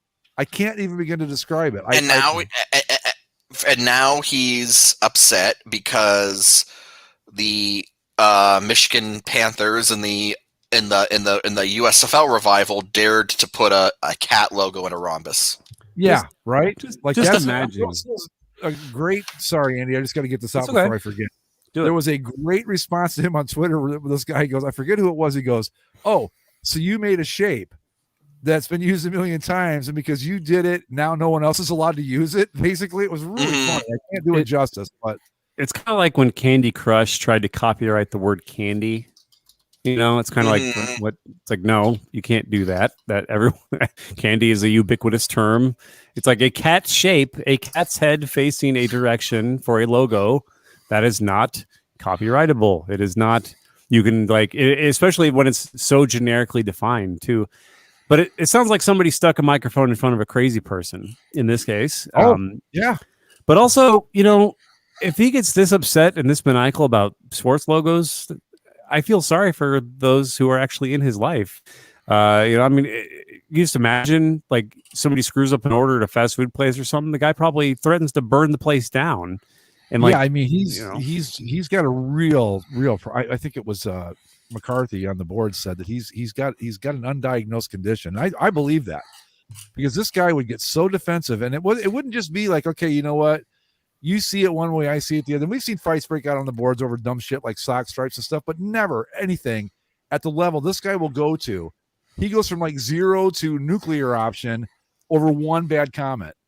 And it's like, it's not enough to just to go, I don't agree with your assessment of this, Tom. It's like, no. You're a fucking moron. You don't know anything. You have no right to critique this. You don't live in my world, blah, blah, blah, blah, blah. And then you go, okay, fine, fuck you. And that's that. Except then he doesn't stop. Then he'll start chasing you around. Yeah. Here's the tweet in question, by the way, if you want to put it up. That started all this up. He's nuts. The parallelogram of it gets into a different level of inspiration. Inspiration in quotes, right? Yeah. Yeah, here, let me put it up there. Oh, my God. Like nothing about the shape of the cat is even close. No, it's like, it's literally just you have, like you said, a cat with a rhombus, but it's not the same cat and it's not the same rhombus. So like, and not only is it not the same cat, not only is it not the same rhombus, the cat and the rhombus aren't even intersecting in the same way. So it would take a truly deranged mind to look at the one on the left and think the one on the right came from it. I mean, is that his Twitter feed, the Game Plan Creative? Yes, yes, that's him. Why is he got to be from Chicago? Why? I've got reading material for the evening. Great. Oh God! If you scroll down, he's got some pics of the sun shit because it's like the one good uniform he designed. And I wish I promised in the thread on the boards that I would find the actual exchanges that we had with him on the LogoCast. I got to remember where we hosted all that stuff because I don't remember anymore. Oh, and then he's got a whole thing about cat profiles. Look at that. But seriously, I think anybody that's interacted with him knows this. He's unbalanced, man. I mean, guys, Tom O'Grady invented drawing a cat, right, and drawing a box. I mean, it's just ridiculous. It's like he had success, and maybe he's one of those guys that. I mean, I know if I were a designer and I got the NBA in the 90s, I'd be like, man, I've hit the big time. Except he never did a fucking thing after that. Well, I mean, that's the thing. He did the NBA in the 90s. The Bobcats were early 2000s, and that was the last NBA thing that he did. And so you have to ask, like, okay, if this guy designed all of these uniforms for the NBA in the 90s, why isn't he still working for the NBA today? And there's a good reason for that because it's a combination of his personality, and he probably, I mean, honestly, he just didn't evolve with the field. Like, I mean, there's a lot of. Yeah. Oh, go ahead, Andy. Go ahead. I say there's nothing less personal than uniform design. I mean, like. Mm-hmm. We can joke about it and be like, yeah, like if you like this jersey, you're an idiot. I mean. It's all about taste and stuff, but it's like at the end of the day, it's a hobby. So if this guy probably goes to bed like seething, like grinding his teeth over some of his opinions, and it's like, dude, it's a totally subjective field. Like, imagine like going back to our helmet draft, where if we had like knockdown, drag out fights because say I chose the Oakland Invaders and you guys disagreed. And not only did I say I disagree with you, but then I started like tweeting you at all hours of the night, instant messaging you on the boards, like fuck you guys. I mean, that's the level this guy goes to. And I'll give you one more good example here. When we were doing the logo cast, we got a little tiny exclusive from the Emerald or the Eugene Emeralds, a single A baseball team in one of the out west A leagues. Okay, we got to debut their new jerseys and logos and all that. So this is a pretty big deal for us. So we do it. All right, we bring on the guy. I think his name was Eric DeVille. That was the guy for this. Anyway, he was the general manager of the team. We had him on, interviewed him. It was a really good show. We had a great time. Got to unveil the logo and all that. Tom O'Grady, after the GM of the Emeralds, gave his Twitter address and his email address. Like, if you've got any comments about the team or whatever, we'd love to hear from you. Tom O'Grady started bombarding this guy with like concepts that he thought were better than what the team had just debuted. And I mean, it wasn't like one here, one there. It was like 15, 20 a day. Like, he would send out a tweet or was it a tweet or an email? I don't remember what. He would send it out and it would have 15 concepts in it going, these are all better and these are what you should have used. I mean, that's the fucking nerve this guy had. And like, he would not stop. He was relentless. And it's just, he's insane. I mean, you know what, Tom, if you're listening, first off, you're fucking insane. And secondly, sue him, asshole. I don't care. I will prove it. I've got the receipts, dude. But yeah, he's out of his fucking mind. So anyway, I hope that's enough, Dennis, because I've about run out of stories here. So just to clarify, so next week we're actually gonna get into the new USFL, the old USFL, whatever. Let's very quickly get NFL picks because we didn't get our picks in for this week. I'm gonna let you guys pick my game, and then I'll just go the opposite way. I do want to point out that with the USFL coming back, the Oakland Invaders are not among that list. So what does that tell us, Greg? Yeah, that their helmets were too good for this. Their helmets were too good for this world. That's what it tells us. Their helmets and their look too good for this world. So so Greg, pick 1 through 4, please. We'll get you done. 3. All right, you are picking Ravens and Browns. Oh, for fuck's sake! I don't know. Does anybody know? Are they going to roll out what's left of Baker Mayfield again next week, or is Case Keenum finally the quarterback? Anybody know? No idea. I would think still Ravens, because they're the Browns and fuck them. Okay. I should get a mulligan. I should get a do-over. Somebody else. Go All ahead. right. Somebody pick 1 through 3 for me, please. 3. 3. Yeah. Okay. All right. I'll be picking the Bills at the Bucks. I don't like having to pick this game. Ooh, that's a tough one. I will take the Buccaneers because it's in Tampa. Okay. So it would be Zach next. Zach, 1 or 2? 2. Okay. You are picking the Dallas Cowboys at the 32s. Oh, Cowboys. Okay. Mike, 49ers at Bengals. Oh, rematch of Super Bowl 16. Mike, hello, Mike. Did we lose Mike? Hey. Hello?